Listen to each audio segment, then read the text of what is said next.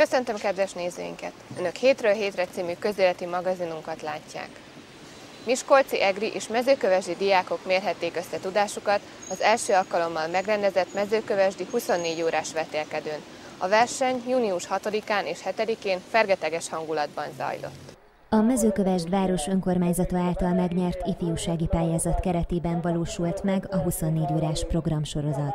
Tavaly pályázott az önkormányzat az Új Magyarország fejlesztési terv keretében a TAMOP 5 pályázat lehetőséget kihasználva, és ennek keretében sikerült egy komplex ifjúsági fejlesztésben 14,5 milliót nyerni. Ennek az egyik nagy rendezvénye áprilisban volt egy ifjúsági konferencia, és ennek a folytatásaképpen szerveztük meg ezt a 24 órás vetélkedőt középiskolások számára. Úgy gondoltam, hogy ez egy olyan különleges lehetőség, amit mindenképpen ki kellene használni, hiszen Dunántúlon ezt már nagyon-nagyon sokan ismerik és játsszák.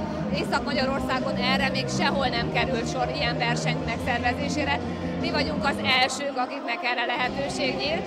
Bízom benne, hogy pontosan ezért egyre többen majd megismerik, és ennek folytatása is lesz majd. A rendezvény június 6-án reggel 9 órakor kezdődött a város főterén, ahol a reggeli bemelegítő tánc után Tálai András polgármester köszöntötte a résztvevő fiatalokat, ezzel megnyitva a másnap 9 óráig tartó ifjúsági programsorozatot. A megnyitó után a résztvevők felvonultak a vetélkedő központjáig, a városi sportcsarnokig.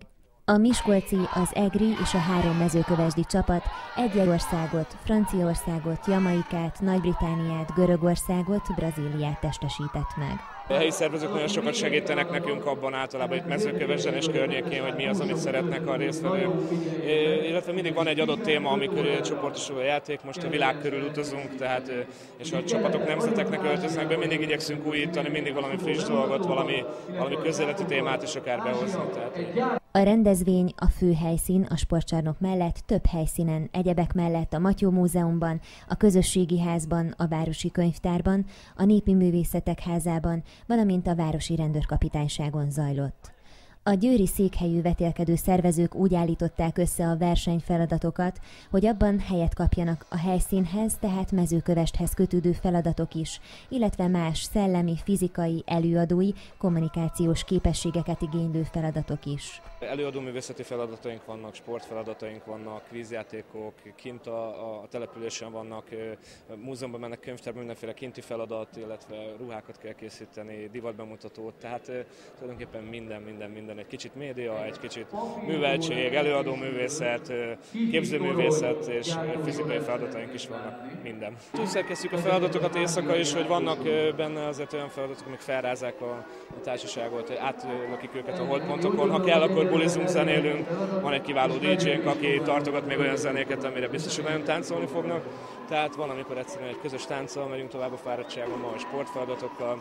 Aztán vannak olyan fáradt pontok, amiket meg majd együtt valahogy leküzdünk természetesen. Ez nekünk is nehéz lesz, nekik is, de hát sok energiáig meg összeadni az egészet. Holnap reggel 9-kor azt szeretném mondani, hogy mindenki, aki itt volt, az megtett mindent azért, hogy jó eredményt érjön a csapata.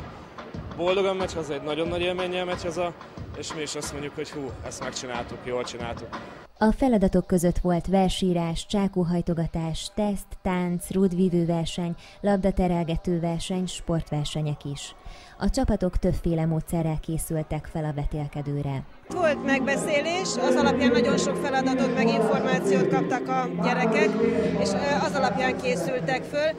Ez egy nagyon jól összeszokott csapat már Egerben a Városi Diáktanács, úgyhogy az ismerősök, a feladatok típusa is nagy részt, úgyhogy elég könnyű és nagyon nagy lelkesedéssel készültek föl. Én azt gondolom, inkább a közösség erős, és a feladatokat azokat tudják a legjobban megoldani, amihez egy erős közösség kell. A táncolós feladat is nagyon jó volt, és nagy örömmel készültek föl tárgyakkal, eszközökkel erre a vetélkedőre, tehát magának az egész hangulatnak a kialakítása az nagyon a kedvükre volt, örömmel csinálták. A 24 órás esemény fergeteges hangulatban telt, felpezsdült a város, a fiatalok élvezték a számukra megszervezett programot. Melyik csapattól vagytok? Franciától vagyunk. Melyik városból érketetek, milyen... Konkrétan mi Mezőkövesdtől vagyunk, de vegyes csapatokból, mert a Szisziből is vannak, meg sok mindenfelől érkeztünk, az Lászlóból is. Milyen vetélkedő, milyen feladatokon vagytok már túl? Hát most voltunk ilyen rendőrségen voltál, mi a Népművészetek Házában voltunk, ilyen, hát a matyó népviseletről volt szó, meg népművészetről, hát eddig még ennyi voltunk, nem? Itt is volt még rajzverseny. Melyik rész volt a kedvenc, de melyik tetszett nektek? Nekem például, hogy most van, az nagyon tetszik az ügyességi feladat, meg a versírás is nagyon tetszett. De úgy érzed, miben vagy erős? Melyik a erősséged? A sport, a mozgás, vagy a szellemi? Hát inkább a szellemi, azt hiszem. Mit vártok ettől a versenytől? Milyen eredmény, milyen helyezés? Hát én legalábbis nagyon bízom abban, hogy jó helyezést fogunk elérni, mert a csapat is jó. Hát én bízom benne, hogy második, első, szóval hogy jól éreztük. Igen. Hogy érzitek itt magatokat? Jól, nagyon tetszik. Jó a hangulat. A szórakoztatás, az aktív kikapcsolódás mellett az e-fajta rendezvényeknek közösségformáló erejük van. Nagyon fontosak az ilyen és ehhez hasonló rendezvények, programok, hiszen azon túl, hogy a fiatalok összejönnek és egy hosszabb időszakban egymással találkoznak és egy ilyen rendezvényen részt vesznek, azon túl a személyes fejlődésükben nagyon fontos egy ilyen rendezvény, hiszen alapvetően olyan értékeket kaphatnak ezeken a programokon, amik a személyes előrejutásukat, előremenetelüket segíthetik, kompetenciáik fejlesztése megjelenik egy ilyen programban. Tehát alapvetően egy nem formális tanulás valósul meg ebben egy ilyen és ehhez hasonló rendezvényen.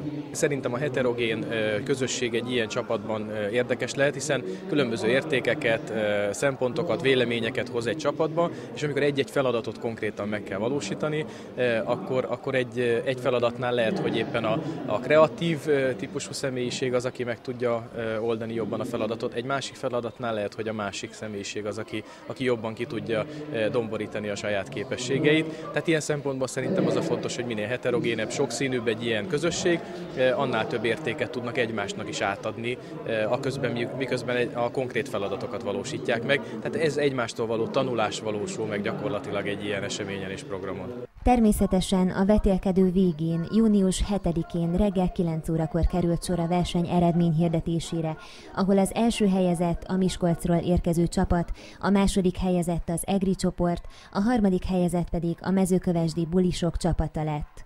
A negyedik helyezést a mezőkövesdi Széchenyi István szakképzőiskola fiataljai érték el, míg az 5. helyen a harmadik mezőkövesdi csapat végzett. Az esemény zárásaként a szervezők megköszönték Mezőkövesd önkormányzatának, hogy lehetőséget és helyet adott a rendezvény megszervezéséhez, illetve a fiataloknak, hogy aktívan, nagy lelkesedéssel vettek részt a programokon. Ezt követően Tálai András polgármester köszönte meg a szervezőknek, a fiataloknak, hogy egy ilyen jó hangulatú, nagyszabású ifjúsági rendezvény valósulhatott meg Mezőkövesden.